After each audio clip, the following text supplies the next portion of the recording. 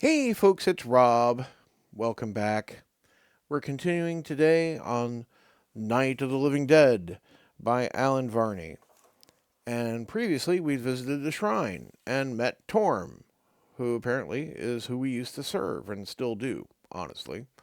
Um, we're now going to go to the city of Garbage, which is apparently a half hour's walk away at 114A, which is literally the next page. I'm going to knock off our half hour, bring us to 8:30, and we have some art. So we can see thin, bright, possibly ghostly limbs here, hands clutching what appears to be a monster smoking a statue of a monster smoking a cigar, a dragon head mounted on a plaque, a vase, a rocking horse, a stone head with a stone, decorative stone in its, maybe it's a clay head. I don't know. A sword, chair, piles of rubbish. It is the city of garbage. Uh, some unusually technological looking thing over here in the corner. I think that may be a bit of an Easter egg. Um, Let us read the entry. There is no mistaking the city of garbage. It is the giant dumping ground for all of Waterdeep's trash, located out of sight of the tourist routes south of the city. Huge piles of litter, dust, dirt, spoiled food, carrion, debris, offal, and rubbish suffocate the landscape. As you recall from the mists of memory that the city of garbage holds another kind of refuse, the piles of junk harbor many undead. Silhouetted against the twilight sky, rolling hills of junk stretch away to the horizon. In darkness, they might even be attractive to living eyes, though the stench would destroy the illusion of pleasant foothills. If you have been to the city of garbage before in this adventure, stop reading here and go immediately to 118E. Well, we have not. If this is your first time you have been here in this adventure, keep reading. Well, we will. You notice one big pile near you, towering like a giant ant hill. Presuming that ants built it shows no discrimination in selecting their materials. Okay, that's an interesting little aside. Uh, from the pile hurtle many objects, flying in all directions, trailing tendrils of ghostly mist. Poltergeist, warns the weasel. You cannot recall encountering these invisible undead in life, but the memory might well be trivial if you did. Poltergeists are the weakest of the undead, and only to throw objects around, interested in nothing but random troublemaking. One might be a nuisance in a kitchen, hurling pots and pans until it was exorcised, but it would hardly bother a warrior like you. You do remember, though, that poltergeists never talk. Yet, with your undead perceptions, you clearly hear an argument. Two airy, high-pitched voices are shouting heatedly. Two poltergeists. What you mean, junk look battering piles? Screams one. It look lousy, lousy, lousy, lousy. Stick up like in piles. Shrug of what core. Don't call me that, you foreign miscreant, shouts the other, equally high-strung. I don't expect anyone of your taste and social background, if you can call it that, to appreciate the aesthetics of a neat, orderly, pristine waste pile. But at least you could do is move on, as you vagrants do, and allow me to carry on my duties efficiently. This poltergeist throws junk back onto the heaps as fast as the other can remove it. Sounds like one big happy family, whispers the weasel. Oh, look, shouts the second poltergeist. A visitor! Welcome, sir, to my humble abode, with due apologies for the mess. Honestly, I can't get this illiterate bumpkin out of my hair long enough to clean up and sort out the furnishings. Sort! Sort! Look much better flattening out. I flattened, he stopped me. What I do you want to tell me? Think maybe I kill him. Which do you like more better? Body stick up or flat? Indeed, sir. Tell us whose side you support. Tell this uncouth scoundrel what civilized people already know, that do not you be pointing in words in his mouth. Let him speak. Which you like, me, Jorlu, very pleased to meet you, or him, rat breathe Felix? Speak, body. Violence is not called for here, you decide. The poltergeists seem willing to do it upon each other. Will you agree with Velix, who likes neat junk piles, 8B, with Jorlo, who likes things flattened out, 28B, speak without offering an opinion, 57A, or ignore the poltergeist and look around, 37C. You can also leave the city of garbage and go elsewhere, 143D. Um,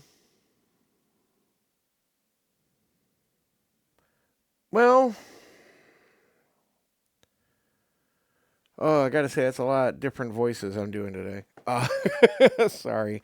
I hope they're okay, entertaining and acceptable to you. But I'm doing this kind of stuff on the fly. Um, I'm not just gonna leave. And these guys are largely harmless at the moment, I guess. Shall I side with the pile guy or the flat guy? Or shall I just try to ignore the conversation and just move forward? What I think we'll do is try not to choose a side. It's really, I don't care. It's just junk. So that would be 57A. 57A. Ahem, you begin. In the matter of junkyard topography, there is much to be said on both sides. The crucial point we must recall is that no one takes a position lightly in this vital matter. Only long cogitations, such as you gentlemen, or perhaps ladies, have lavished upon this topic and hope to guide the uninitiated to one or the other of the two tenable positions. There is silence. Then, "Ooh," says Giorlo. "And bravo! Well phrased indeed," says Velix. Impressed by your impartial answer, the poltergeists forget their quarrel and begin to quiz you. When you mention you seek the staff of Waterdeep, Velix says, "Why, that's those nasty ghouls we're looking for here earlier. They found nothing. Perhaps because the piles are so disorganized." What do you know? They just missed the right spot. I've seen a piece of it flying in here just before they arrive. Was small, bright, made of bone, like, or ivory maybe. Oh, yes, indeed, I saw that too, except that the item in question was wood, or a tooth, or a tusk, or otherwise organic. Doy, that was bone. It was tooth. Bone. Tooth. Bone. You interrupt. Where is this object? Tell me. Your eagerness is a mistake. I need to parse which person's talking here. Velix? Oh, okay. So, all right. Ooh, interested, isn't he? Says Velix. Well, we know where it is, and you don't. You know what? Let's have a game. It'll be fun. The weasel sighs, and so do you. As you expect, it turns out to be no fun at all. Go to 20B. 20B. Here's our little game, says Velix. You must choose one item here that you think might be your staff. If you're correct, we will allow you to take it, though, of course, that is an infraction against procedures. But hey, if you speak wrong, you gotta give us one of your magic type things, okay? I much like these game. Oh, really? You cry. What can you possibly want with my possessions? That's what makes it a game, silly. You realize that by tossing junk on you or stealing your magic items, these invisible nuisances would prevent you from finding the staff on your own, at least at any practical length of time. If you believe a piece of the staff is here, you have to play along with them. The poltergeist insists that you pay an item in advance. If you find a piece of the staff, they will give the item back. Mark one item off your list of possessions and then go back to 114A to pick what you will look at, or leave 143D. Well, I definitely have some disposable items, so we can play this game. Um, so 114A it is. So this brings up this page again, and we have our options. So we would look at the hobgoblin. Okay, it's a hobgoblin. Vase, dragon head trophy, stone head, sword, rocking horse, or the tusk. Well, they were talking about it might be bone or a tooth. That would be the tusk, wouldn't it? I'm gonna put down the basically not, even though it said magical item, it just said one of my items functionally. I'm gonna give them the bracelet we picked up and put a little mark next to it right now, just to show that I've selected that. The tusk is on 26C. 26C. The tusk is ancient and cracked, but it's quite solid. The cerebicule tells you, very, very old, mammoth tusk. Creature killed by an adventurer who kept the tusk as proof of deed. The adventurer dead many years now. How many years? Cerebicule sniffs again. 30,000, maybe 32. Does this tusk carry any magic? It's no good. Tusk is very heavy and not too portable. Taking it with you would be inconvenient, to say the least. You return it to the pile. You haven't found what you seek. You gotta give us something more, or you gotta go, ho! If you want to keep looking, give the poltergeist an item, mark it off your list, and return to 114A, or leave. Well, I guess I don't get my bracelet back, but that's fine. We'll strike it off. What shall I give them next? I'll put up the canteen that the explosive pellets used to be in with the belt. Yes. All right, so I go back to 114A.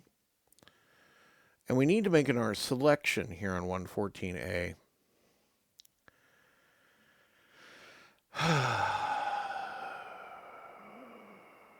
The wooden hobgoblin strikes me as a big no, right? They're not going to make a piece of the staff of a Waterdeep out of basically a wooden hobgoblin statue version of a cigar Indian. Because you can see it's smoking and has a bundle of cigars in his hand. If you're of a certain age, you may have seen this on Cheers. Or in other places in real life. Let's do the vase. That's next entry. 88A. 88A. The vase is full of trash. You sort through it and find rags, chicken bones, a smashed wooden toy, bits of glass, dead flowers, a banana peel, some broken dishes, and a string of wooden beads, but no staff. Poltergeist giggle as you search. Perhaps the vase itself? Serpicule sniffs and sniffs. Part of staff of Waterdeep. His voice booms. Good concealment spell. Try rubbing vase. You rub the vase, cleaning off the dirt, and in your hand it transforms into a short rod, a piece of the staff. We win! Weasel cheers. Check off the ceramic piece on your bookmark list and take it with you. It does not count against your limit of 8 possessions. Go to 156A to find out more about the Staff of Waterdeep and this piece of it, but first make a note in this section, 88A, that you may return here after you've finished. Well,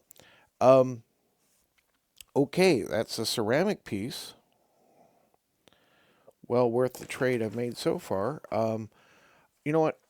156A is just like a port of guidance to the individual pieces. I'll just get it out of the book here. 156A, there we are. Ceramic piece is 120C. And then I come back to 88A when we're done reading that one. So, just keeping myself straight here because losing my place is miserable.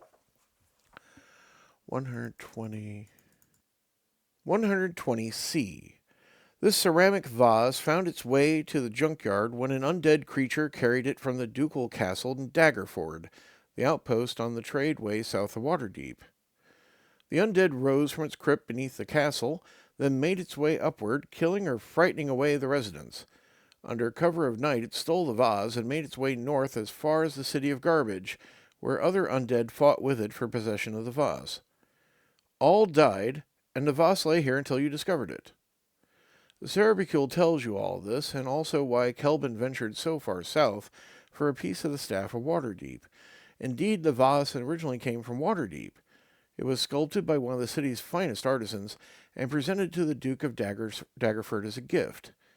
How much pride is all concealed in this fine piece? Return now to the text you were reading, which was 88A. All right, 88A. Congratulations, says Velix stiffly. Jorlo adds, hey, maybe you could not only please here, want to play again? Now that you have the piece of the Staff of Waterdeep, you feel a little need to stay. But if you think there might be another piece here, give the poltergeist another of your possessions, mark it off your list, and return to 114A to choose. Or leave 143D. Well, we have the piece. I'm going to leave 143D. 143D. You leave the city of Garbage gladly. Even with the effluvium covering the countryside like a shroud, the rest of the landscape looks not beautiful, for you cannot perceive beauty, but compared to the garbage dump, it is a definite relief. Mark off the time you spent here if you haven't already. Well, I did. In the distance, you see a small shrine, which we can't return to. About a half hour's walk away. Otherwise, mark off an hour to return to Waterdeep, then go to 82A to pick a new place to visit. So, oh boy, I get to spend an hour walking back to town regardless. Okay, 2 is 9:30 in the morning. Can't say it was wasted if we picked up 2 pieces of the staff out here in the countryside, though. So, I'm not unhappy about that. I'm concerned that I only have 9 unlife points left, and still 7 outstanding pieces of the staff, and a bit over half of my time left. And I haven't uncovered much in the way of memories, but you know what? It's fine. We'll come back to 82A next time, and we will decide how to proceed. Thank you very much for watching. I hope you're enjoying the series as much as I am. Have a great day. Goodbye.